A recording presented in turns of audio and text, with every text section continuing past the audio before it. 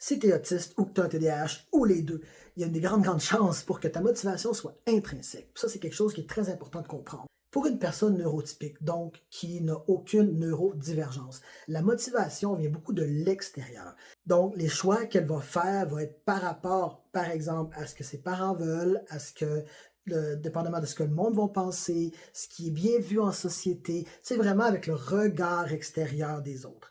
Si tu as un TDAH ou que tu es autiste et sûrement d'autres neurodivergences, ta motivation est intrinsèque, ce qui veut dire qu'elle vient de l'intérieur. Ce qui fait du sens pour toi, la raison pour laquelle tu vas faire X, Y, Z, c'est parce que ça fait du sens pour toi. C'est pas par rapport à ce que le monde va penser, c'est par rapport à est-ce que ça vibre avec toi.